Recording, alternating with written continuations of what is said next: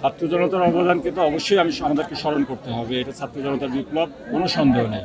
এখানে আমি যেটা বলছি যে শুধুমাত্র ছাত্র জনতা ছিল না, এখানে সবাই যারা গত 15 বছরে শেখ হাসিনা সবাইকেই খেপিয়ে তুলেছিল এবং তার অবিচার, অত্যাচার এবং স্বৈরাচারের কারণে সকল মহলে সে এখানে অগ্রহণযোগ্য হয়ে উঠেছিল। শুধুমাত্র একটি প্রতিবেশী রাষ্ট্র ছাড়া সবাই তার বিরুদ্ধে চলে গিয়েছিল, যার ফলশ্রুতিতে একটা আন্দোলন দানা বাঁধে এবং তার মূল উদ্যোগটা ছিল ছাত্র জনতা। আমরা তাদেরকে ধন্যবাদ জানাই এবং তারা ছাত্র জনতা সমগ্র দেশবাসীকে সাথে নিয়ে একটি সফল বিপ্লব পরিচালনা করেছে।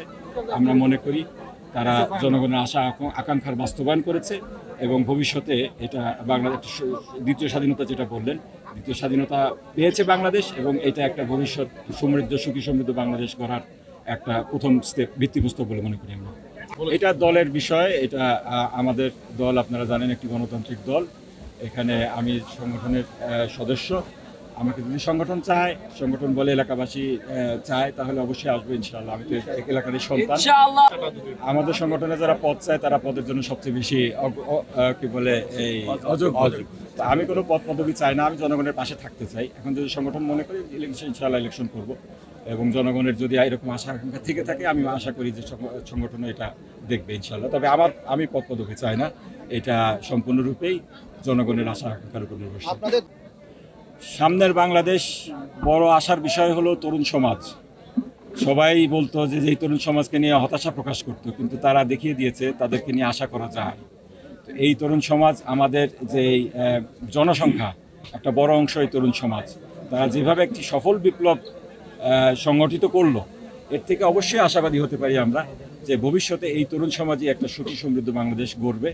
এবং আশা, আমাদের যে দলীয় এজেন্ডা, সেটা হলো আমরা মনে করি যে ইসলামের মাধ্যমে একটি সুখী সমৃদ্ধ বাংলাদেশ গঠন সম্ভব এবং উল্লেখযোগ্য তরুণ এই পথে আসছেন।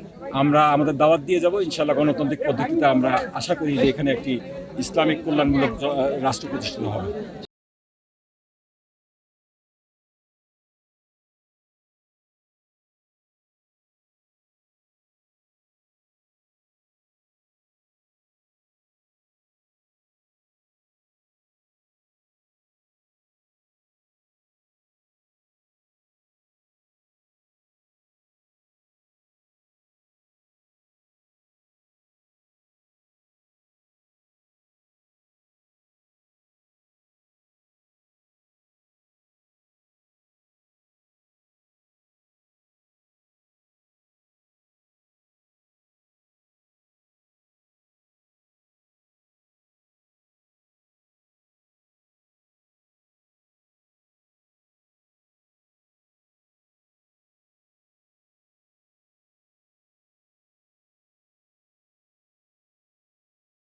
আপনাদের প্রিয় নেতা মাওলানা মতিউর রহমান নিজামী একজন অত্যন্ত সজ্জন ব্যক্তি ছিলেন।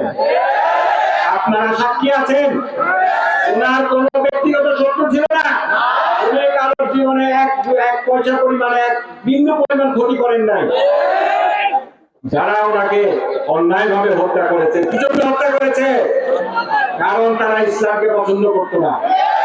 তারা ওনাকে মনে করতো ইসলামী আন্দোলনের জন্য একজন বড় নেতা। সেই ইসলাম বিদ্বেষী, হিন্দুত্ববাদী, জায়নবাদী শক্তির ইশারায় এই ফ্যাসিবাদী হাসিনা আমার পিতাকে হত্যা করেছে। ঠিক কিনা বলেন? অনেকেই জিজ্ঞেস করেন আমরা প্রতিশোধ নেব কিনা।